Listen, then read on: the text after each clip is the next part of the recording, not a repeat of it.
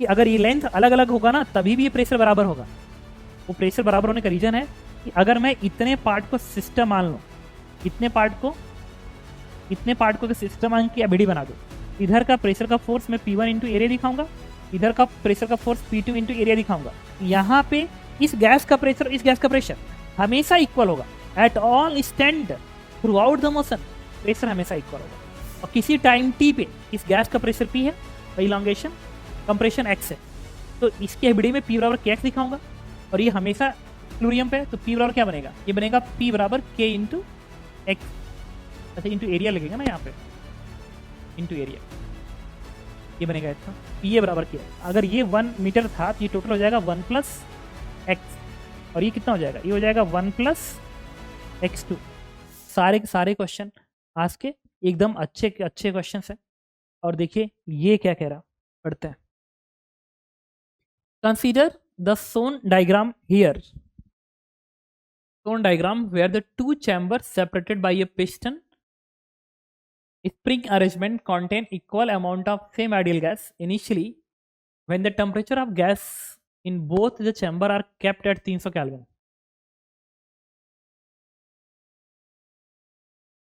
The compression in the spring is 10 centimeters. इसमें 10 centimetre का compression है, 0.1 मीटर का कंप्रेशन है। The temperature of the left and right chamber are now raised by slowly, एक second, chamber of Thorne diagram where the two chambers split by the piston arrangement equal amount of ideal gas contain equal amount of ideal gas. The temperature of gas in both chamber are kept at 300 Kelvin, 300 Kelvin, ठीक है। हाँ, तो मुझे ये बताइए इस पूरे system पे अगर मैं कहूँ कि पीवी इक्वल्स टू एनआरटी, तो टेम्परेचर तो दोनों का बराबर है, नंबर ऑफ मोल बराबर है, तो वॉल्यूम ये 1 वॉल्यूम भी इसका बराबर है, ये लेंथ बराबर है। दैट मीन्स इधर का प्रेशर P1 और इधर का प्रेशर P1 एकदम सेम होना चाहिए, P बराबर एनआरटी से। भाई एक और बात कर रहे हैं कि ये मैं कह रहा था कि अगर ये लेंथ अलग अलग होगा ना तभी भी ये प्रेशर बराबर होगा। वो प्रेशर बराबर होने का रीजन है कि अगर मैं इतने पार्ट को सिस्टम मान लूं, इतने पार्ट को सिस्टम मान की एबिडी बना दो, इधर का प्रेशर का फोर्स मैं P1 इंटू एरिया दिखाऊंगा, इधर का प्रेशर का फोर्स P2 इंटू एरिया दिखाऊंगा, सही है। क्योंकि ये प्रोसेस बहुत ही स्लो है, अगर प्रोसेस बहुत ही स्लो है दैट मीन्स ये स्लोली मूव कर रहा है, स्लोली।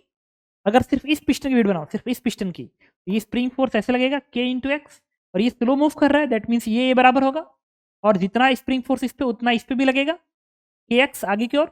दैट मीन्स ये फोर्स इसको बैलेंस करेगा, दैट मीन्स ए भी हमेशा इक्विलिब्रियम पर आएगा। तो KX P2A और यहाँ KX P1A, that means P1A बराबर P2A, ये होल्ड करेगा हमेशा। दैट मीन्स यहाँ पे जो प्रेशर, यहाँ पे इस गैस का प्रेशर हमेशा इक्वल होगा at all stand through out the motion, pressure हमेशा इक्वल होगा। इसका मतलब कि हम इसमें ऐसे बोल सकते हैं कि अगर ये इस तरीके से ऐसे है और यहाँ पे अगर पिस्टन लगा हुआ है, ये स्प्रिंग है और एक पिस्टन यहाँ पे लगा हुआ है, तो चाहे जो भी हो जाए यहाँ का प्रेशर और यहाँ का प्रेशर हमेशा सेम रहेगा। इनिशियल प्रेशर P1 मैं लिख रहा हूँ, इनिशियल टेम्परेचर 300 केल्विन मैंने लिख लिया यहाँ पे, 300 केल्विन जो है मैं इनिशियल तौर पर लिख ही लेता हूँ। और ये लेंथ कितना था, 1 मीटर था, तो ये लेंथ है 1 मीटर, ये भी लेंथ है 1 मीटर। और स्प्रिंग का जो कंप्रेशन है x वो किसके बराबर है, इनिशियली 0.1 मीटर है, ये 0.1 मीटर मैंने लिख लिया। ये इनिशियल डायग्राम है। नंबर ऑफ मोल दोनों में सेम होगा, P1 वैक्यूम्स दिस, मैंने सब लिख कर रख दिया। ओके, अब कह रहा है कि अगर मैं इसको, अब कह रहा है कि अगर मैं now raise slowly so that 400 kelvin इसमें हो जाता है,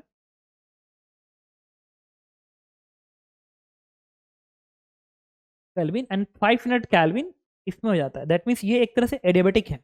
ये एक तरह से एडियाबेटिक पिस्टन की तरह से काम कर रहा है। एडियाबेटिक है तभी तो जाके इससे हीट एक्सचेंज नहीं हो रहा है, पूरा एडियाबेटिक है। लेकिन ये एडियाबेटिक प्रोसेस को फॉलो नहीं करेगा, क्यों, आप हीट दे रहे हो ना इसको, ये मत करें कि एडियाबेटिक प्रोसेस है। कंप्रेशन इन द स्प्रिंग इतना, the temperature of the left and right chamber are now raises slowly by इतना, इसको दे दिया 400 केल्विन कर दिया, इसको 500 केल्विन कर दिया। तो इसका फाइनल टेम्परेचर फिर हमने ऐसे दिखाया और ये इस तरीके से हो गया, इसका 400 केल्विन, इसका 500 केल्विन, लेकिन इसका फाइनल प्रेशर एकदम बराबर रहेगा। ये स्प्रिंग है, no friction between piston and chamber, the pistons are free to slide, final compression spring is found to be alpha upon 60, find alpha, root 481 22 के बराबर है। ठीक है, okay, alpha by 60 final compression दोस्त है। तो फाइनल कंप्रेशन, एक बात बताइए, अगर मैं इस पिस्टन की एबीडी बनाता, इनिशियल कंडीशन पिस्टन की एबीडी थी P1 कितना आता, इस पिस्टन की एबीडी बनाऊंगा तो के स्प्रिंग कांस्टेंट के पता है?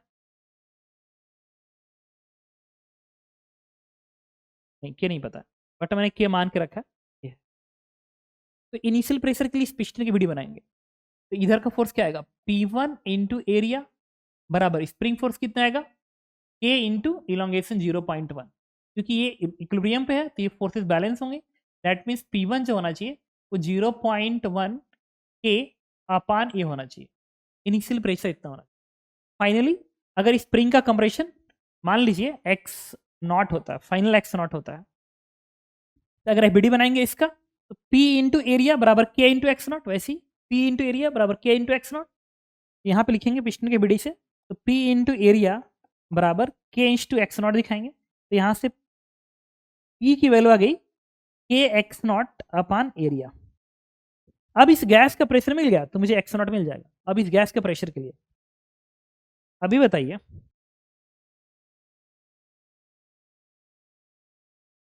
आपने इसको भी हीट दिया, इसको भी हीट दिया,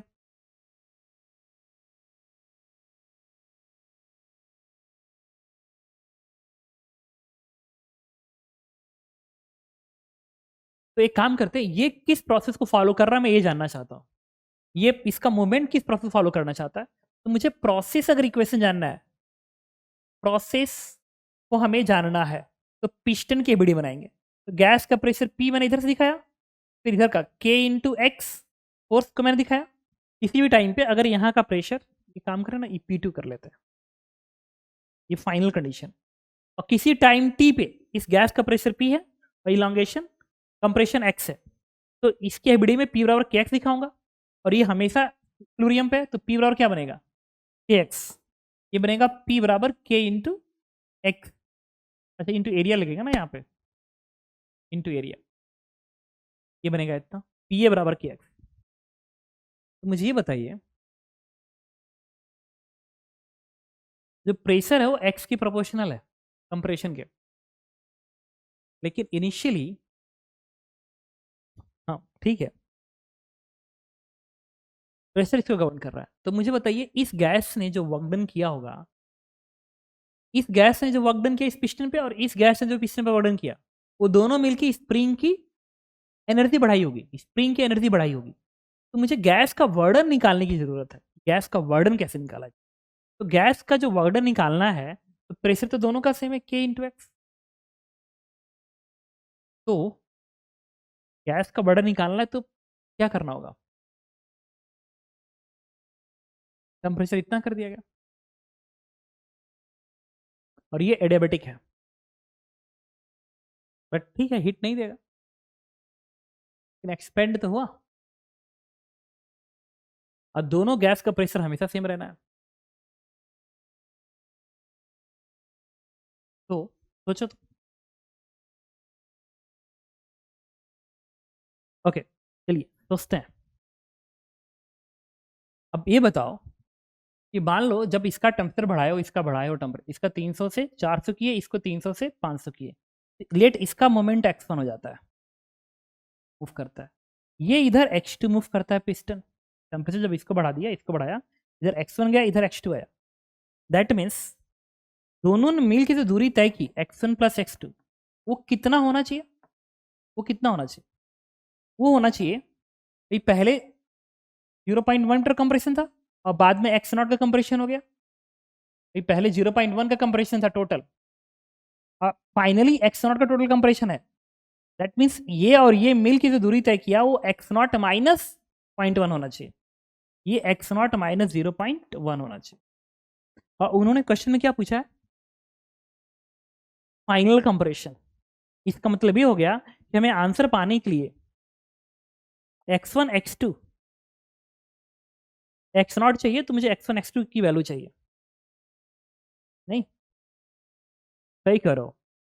अब एक बात बताओ, इस पे लगाते हैं पीवी क्वेश्चनैलिटी, क्योंकि ये तो इक्वेशन ही बता रहा है कि प्रेशर दोनों में सेम होगा, इसमें प्रेशर सेम होगा, ये P2 है तो ये भी P2 बनेगा, ये एकदम सेम रहेगा रीजन। भाई पिस्टन की एफबीडी बनाएंगे तो KX ही इसको बैलेंस करेगा, चाहे इसको बनाए चाहे इसको बनाए, तो अगर बैलेंस करेगा तो KP बराबर KX, दैट मीन्स स्प्रिंग का इलोंगेशन के टर्म्स में बस है, तो P दोनों साइड का सेम आएगा। तो अगर P दोनों साइड का सेम है तो इस पे लगेंगे पीवी क्वेश्चनैलिटी इस पे, तो P2 V2, इसका V2 कितना बनेगा, इसका वॉल्यूम बनेगा, अगर ये 1 मीटर था तो ये टोटल हो जाएगा 1 प्लस एक्स, और ये कितना हो जाएगा, ये हो जाएगा 1 प्लस x2, ये 1 प्लस x2, ये 1 प्लस x1 हो जाएगा,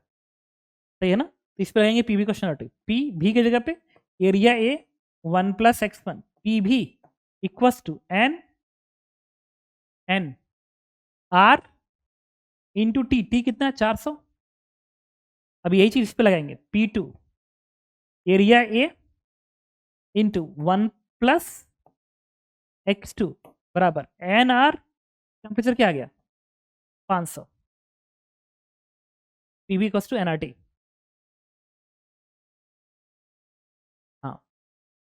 बस पीवी क्वेश्चनैलिटी यूज किया। तो मुझे ये बताओ, अगर यहाँ पे लिखता तो पीवी इक्वल्स टू एनआरटी बराबर पीवी इक्वल्स टू एनआरटी, और नंबर ऑफ मोल दोनों में सेम है, हाँ दोनों में सेम है, दैट मीन्स पीवी सही है, तो सेम होगा तभी तो दिया हुआ, और ये फाइनल है, तो कुछ तो रिलेशन इसका भी इसके साथ होगा पीवी इक्वल्स टू एनआरटी में, देख लेते हैं। अच्छा ये अगर मैं इसको डिवाइड कर दूं तो इससे क्या आ गया 1 प्लस x1 अपान 1 प्लस x2 बराबर 400 अपान 500, इसको कट करके ये 4 अपान 5 बना देगा, और इससे हमें मिलेगा 5 इधर भेजेंगे, तो 5 प्लस 5x1 बराबर 4 प्लस 4x2, तो इसको इधर भेजेंगे तो बनेगा 5x1 माइनस 4x2 बराबर -1, इक्वेशन नंबर 2। बट जब तक हमें x0 चाहिए, तो x1 x2, जब तक x1 अब तीन अननोन है ना, x1 x2 x0 तीन अननोन है,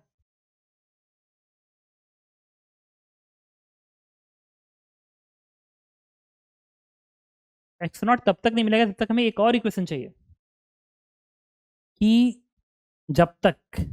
अब मुझे एक और रिलेशन चाहिए उसके बाद ही हमारा आंसर आएगा। तो एक काम करते हैं, इस वाले पे लगाते हैं पीबी कॉस्ट एनालिटिक, इस वाले पे P1 इंटू इसका वॉल्यूम क्या 1:2 एरिया, तो 1:2 area PV equals to NRT, N R temperature क्या 300, और ये क्या है एक और, ये है P2 इंटू ये 400 वाला यहाँ भी लिख लो, ये बनेगा P2 इंटू ये 1 है ना 1 इंटू ए, सॉरी P2 इंटू ए 1 प्लस x1 बराबर एन आर 400। अब इसको डिवाइड कर दो,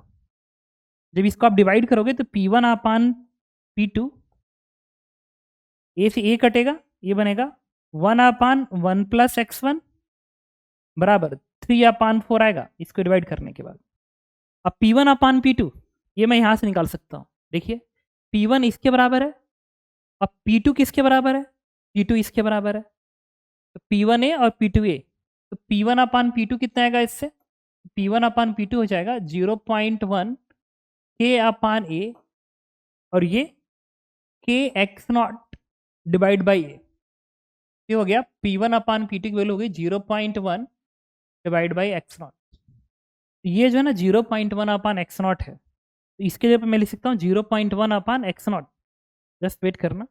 0.1 अपान x0 इंस to 1 upon x1 1/1 plus x1 बराबर 3/4। इससे हम एक काम करते हैं, इससे हमारा x0 जो है ना, x0, इस x0 को उठा के इधर भेजेंगे तो 0.1 प्लस x1 प्लस x2 बनेगा। 0.1 प्लस x1 प्लस x2। एक काम ये करना है ना, इसमें आपके सामने 3 इक्वेशन है, ये 3 इक्वेशन है, ठीक है। एक इक्वेशन आपका ये है, एक इक्वेशन ये है, और एक इक्वेशन आपका ये है। इन तीनों इक्वेशन को जब सॉल्व करेंगे ना, तो आपको किसकी वैल्यू आएगी, हमें किसकी वैल्यू चाहिए, x0 की वैल्यू चाहिए। जब इस तीनों को सॉल्व करेंगे ना, तो जो x0 आता है वो मैं यहाँ पे लिख दे रहा हूँ, ठीक है, उसका आंसर डायरेक्ट। बट आप समझ गए होंगे कि मैंने कैसे इस क्वेश्चन को अटेम्प्ट किया है। कुल मिला के ये भी बहुत ही स्टैंडर्ड और एक अच्छा क्वेश्चन था। ये आएगा 3/20 सॉल्व करने के बाद, और ये है आपका α/60। इसको बैलेंस कर देंगे α/60 के, तो अल्फा की वैल्यू हो जाएगी 9। तो ये आपका आंसर है 9। तो आपने देखा कि मैंने कैसे इस क्वेश्चन को अटेम्प्ट किया, और ये रियल में आज का बहुत ही अच्छा क्वेश्चन था।